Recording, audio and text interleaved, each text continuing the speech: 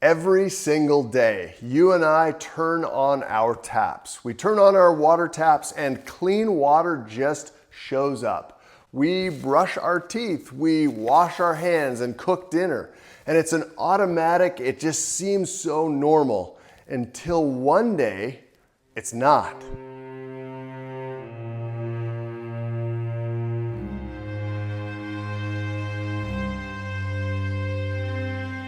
What if today was the day that the water just stopped flowing? No water to drink, no water to cook with, no way to flush the toilet. In a disaster, natural disaster or man-made, safe water becomes not just important, but absolutely critical. And what is the scariest truth, and I've seen this in disaster preparedness at the municipality level, most people are wildly unprepared for this.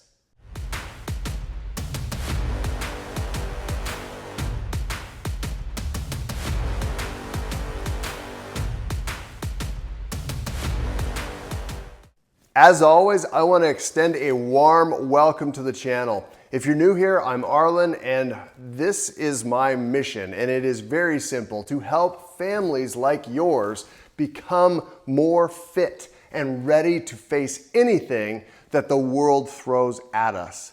That's physically, mentally, and spiritually. Today, we're diving deep, that was a pun and it was intended, into one of the most overlooked survival essentials, and that would be water. I've worked with disaster preparedness teams at the municipal level. I've lived through wildfires and extended power outages. I've personally tested the tools and the techniques, and I'm going to share them with you today. And this is not just theory, but it is real world scenarios. And recently, I practiced filtering and drank water straight from a mountain lake on a survival training trip. So more on that in a little bit. Do you want to know the truth, or do you want me just to gloss it over?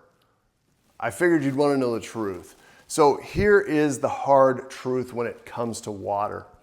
In a disaster, dehydration and waterborne diseases and lack of hygiene can become more dangerous than the disaster itself. Think about this: fevers, diarrhea, stomach cramps, infections from dirty water. These are just nasty even just to think about and talk about, but they're not just inconvenient when we have access to medical and everything is going nice and the sun is shining. In a crisis, they can actually kill people. I don't want to, and I'm sure you don't want to be dealing with illness, especially not when access to medical care is limited or delayed. Let's look at a real disaster scenario. So if you live in a municipality and there is some sort of disaster, you're at home, the water is still running, but it might be contaminated. This happens a lot more than we think. There is water advisories all throughout the country, in many different counties, in many different municipalities, and they go from place to place as they deal with stuff. But in a disaster scenario, you often see a boil water advisory. So that is when the tap water cannot be guaranteed safe due to pathogens. So here's what the CDC says: boil your water to a rolling boil for 1 full minute. And if you live above 6,000 feet in elevation, which is not a lot of the population, but you make that 3 minutes, because with higher elevation, it takes more heat and more time to kill those pathogens. Can your household boil enough water for not only drinking, and we tend to think of water just for drinking, but it's so much more. Brushing teeth, cooking, and I'm going to show you how much we used a little bit later for just the cooking purposes on a survival trip. What about for washing up? What about for flushing toilets? What if the power is out? Do you have an emergency stove that you can use in place of electric heat? Now, let's go deeper. What happens when there is no water coming from the tap? This is where real preparation separates the calm from the panicked. We now have to procure water. We need to treat it, we need to store it, all while potentially dealing with chaos outside. What's going on in this scenario? There could be a lot of variables. Water is not something we can afford just to mess around with. In the winter, snow might be your source, but you need to collect it, right? Scrape off the top layer and collect the fresher snow beneath it, melt it, and boil it. I use a simple trick, and this is a paper coffee filter. It catches grit, ash, vegetation, whether it be water that's sitting there or snow. It tends to catch things that fall on it, right? Insects, all of that kind of stuff. The paper coffee filter catches those things. Then you've got relatively clean water to boil. And you can boil that in any size pot. You can do a big pot if you're doing this for a large family, or if you're just getting a little bit of water for yourself, you can use something like this to make some water boil and then make it safe. If you want to add more layers to this, you can boil that water, and then if you want to filter it for taste, you can filter it using a large household. This is a Berkey water filter. You can distill water, and you can actually take everything out of it except for the water. And you can also use one of these hiking type filters. And if you're really concerned about the safety, even after you've boiled it, you can always add some of these water tablets. I wouldn't want to use these all the time because they are chlorine based, and you don't want too much chlorine just building up in your system. So it's great to have water filters and be able to boil water to make it safe. Does that make sense? I keep putting my hand on this water jug, and we're gonna talk about storage of water, long-term storage of water in a little bit. Recently, I had the chance to test all of this in real life at a remote mountain lake during a survival adventure. So no clean tap, there was nothing. There was actually no one around at this lake for miles and miles and miles. It was just us and probably the bears. We didn't see any, but there was just natural wild water. This lake water was clear, but definitely not safe for drinking. I used a pump-fed water filter. This is the Katadyn Hiker Pro, and you can see it is simply a pump action water filter. And this removes the pathogens from the water. And the result of this was beautiful, clean, safe, life-giving water. So we used it to filter a lot of water on this survival training outing with my boys and I. It's important you practice and use the gear that you have. When I link something into the description, it's because I own it and I use it. I also stock water purification tablets in all my kits, including bug out bags, my get home bag when I'm away at work, tactical kits, and at-home bugging in supplies as a last resort method to make sure that the water that you had to procure is not going to cause any sort of problems for me or my family members. You don't want to go through that grief. And the bonus with these is they are cheap insurance to have.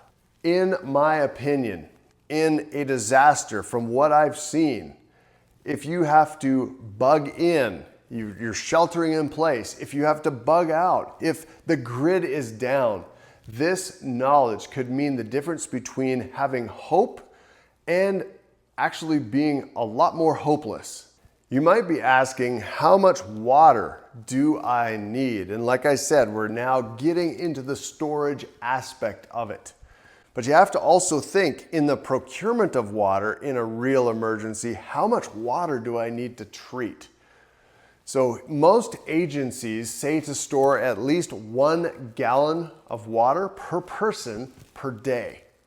So I actually recommend you 1.5 that. So 1.5 gallons per person per day for hygiene, for brushing teeth and drinking and cooking. So let's say that you have 4 people in your home. That is 6 gallons a day. This right here is a 5-gallon jug. So this, in my opinion, would not quite be enough for your whole family to have water for 1 day. So for a week, you need about 8 or 9 of these jugs, in my opinion. Remember that water gets heavy. This 5-gallon jug, while it's fairly simple to lift, it weighs about 40 pounds. And that's a lot to carry. And remember, this is not even enough for a family of 4 for 1 day. So you have to strategize smart storage and use multiple systems. You might be saying to me, well, I don't drink that much, so why does a family of 4 need this much water for 1 day? Well, it's not just for drinking. So on that recent trip, we filtered 1 gallon of water just to cook with.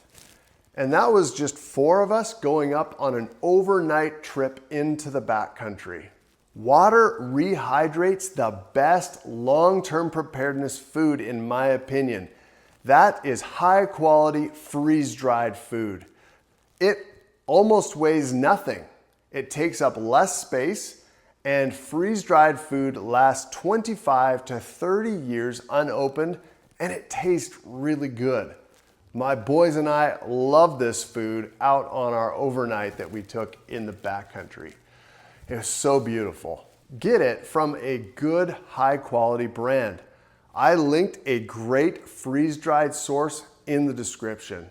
Regardless, you need good, clean, safe water or you're toast. So we've covered getting water and making it safe. Now, what about storing water long term? To be ready for an emergency beforehand. Do I recommend doing this?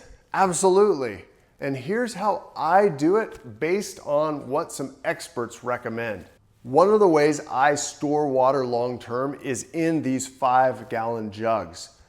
They are treated for long-term storage. Just 10 drops of unscented 6% bleach per 5 gallons of clean tap water or well water, and then you store it. Make sure it is in a cool, dark place. Don't put it where it's getting in the sunlight or exposed to light or somewhere where it gets very hot, because that will diminish the life of the clean water.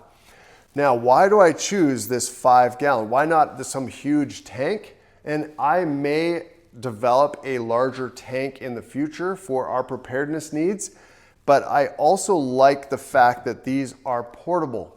We've got a lot of kids, and if we have to move, to stay safe, I want a water source that we can easily grab some of these. And like I said, this is really only for a family of 4, kind of a minimum of 1 day's worth of water. So for our family, we actually need to take 2 of these for 1 day. But those are so easy to grab. You just grab them, and like I've shown you in the fitness videos, I practice running with these, doing farmer's carries with these, and 40 pounds in each hand, and you just go, and you can train like that. You can make sure that you're strong enough to carry these things.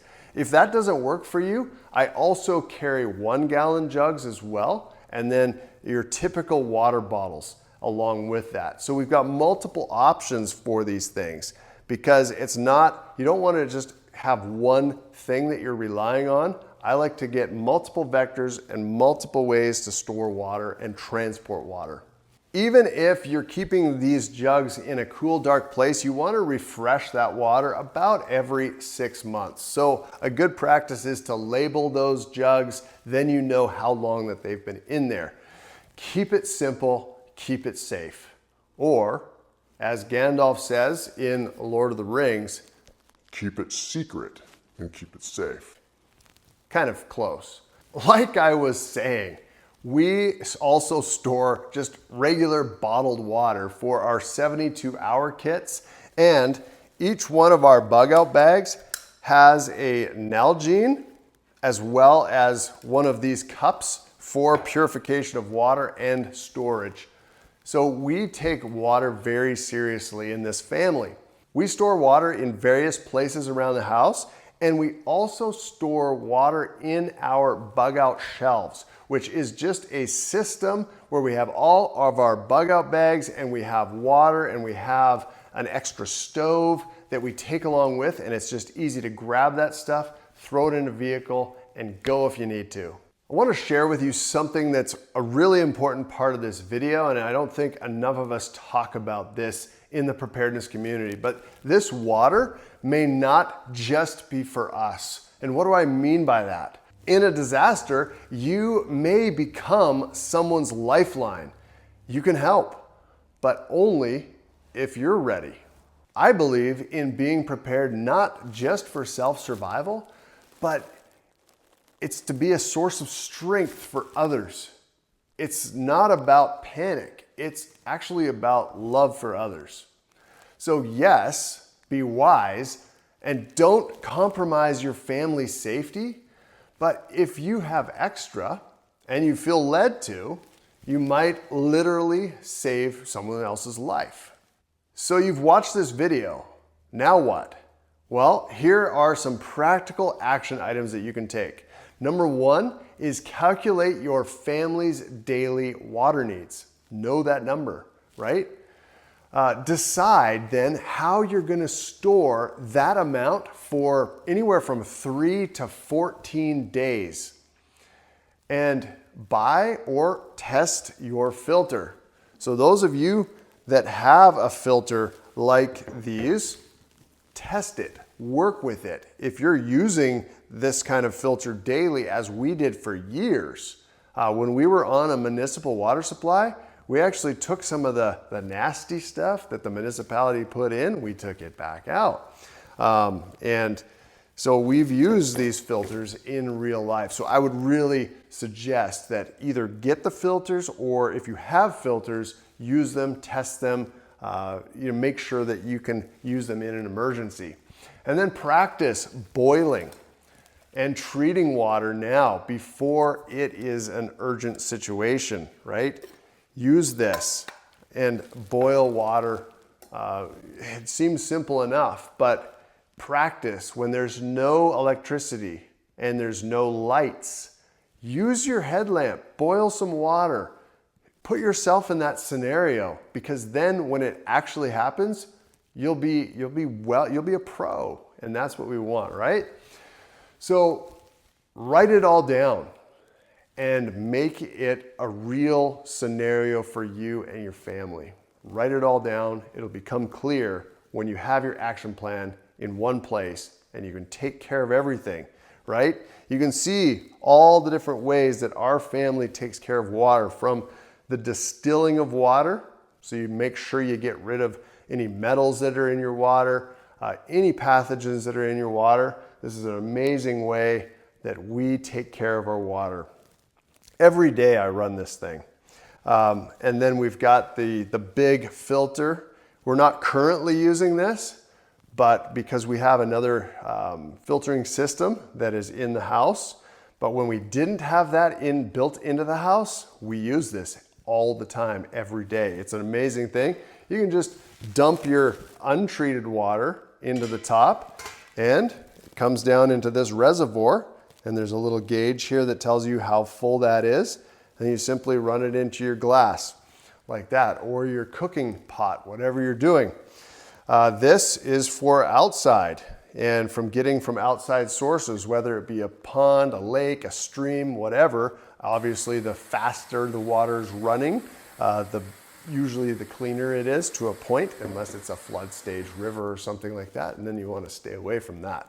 And then, portable options. This is from my go bag, and it's just a simple Nalgene nested in a pot, and we got these things on purpose so it works like this.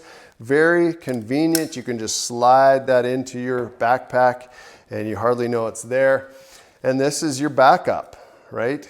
If nothing else, you can make kind of the grossest water safe to drink because you've chemically killed anything that is bad for you. It won't taste the best, but it will be safe for you to drink because you've killed everything in there. So make sure you follow the directions on these. It's not like they're instant. It takes about half an hour for this to work, and you need to do it properly. And then figure out your storage method. So important to know your storage method, whether it's a large tank, somewhere that it's cool and dark, or in smaller portable tanks. Just know what you're gonna do and do it. If I could impress on you one thing from this video about water is don't be a should head about this. And a should head is someone who keeps saying, I should do that or I should do this, but never gets there. Be the person who acts. Be the leader your family can rely on. Now, I really want to say this loud and clear. Thank you so much for joining me today. I really hope that this video has made you think, made you plan, and most of all, made you act. Let's grow in strength, truth, and love together, you and I. And until next time, stay ready.